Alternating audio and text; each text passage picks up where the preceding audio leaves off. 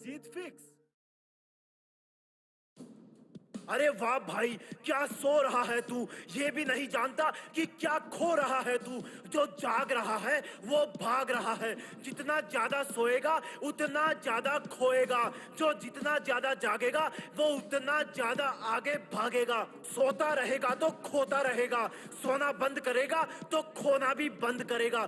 चाहे कितना भी आलस आए, लेकिन जब उठने का समय हो तो अपनी नींद को उसी तरह अलग कर देना जैसे सांप केंचुली को अलग करता है।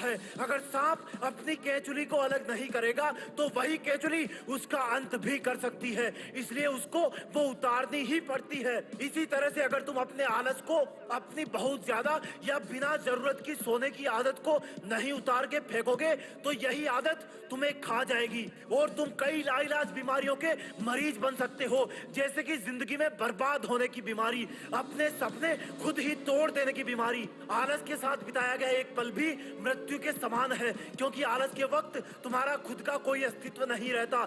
जब भी जरूरत से ज्यादा नींद आए तो सोचना कि क्या पूरी दुनिया ही सो रही है। नहीं मेरे दोस्त, जो आगे बढ़ने के शौकीन हैं वो बड़े ही इंटरेस्ट के साथ जागे जा रहे हैं और आगे बढ़े जा रहे हैं, और उनसे तुम दुगुनी स्पीड से पीछे हटते जा रहे हो। नींद आए तो नहा लेना, 10 पुशअप मार लेना, थोड़ा टहल लेना, लेकिन अगर असली इंसान हो तो उसके सामने कभी घुटने मत टेकना। अपने आप को याद दिलाना कि तू पहले ही कितना खो चुका है, अब तू और कितना खोना चाहता है।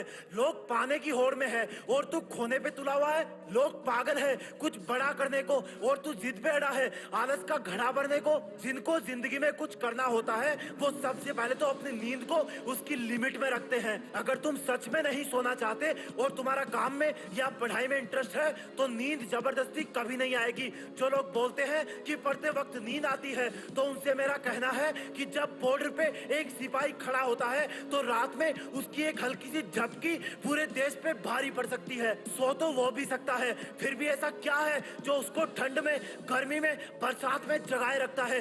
जिम्मेदारी। वो जिम्मेदारी को दिल से महसूस करता है और सोने के खतरे को अच्छी तरह समझता है और इसीलिए वो पूरी रात भर जाग सकता है। लेकिन तुम्हें पता है अगर तुम आज सो गए तो कल तुम्हें कोई कुछ नहीं बोलेगा, तुम पर कोई गोली नहीं चलने वाली, ना ही तुम किसी जिम्मेदारी को फील करते हो। और यही कारण है नींद आने का, आलस करने का, कि तुम अपने आप को जरूरत से ज्यादा आजाद पंछी समझने लगे हो।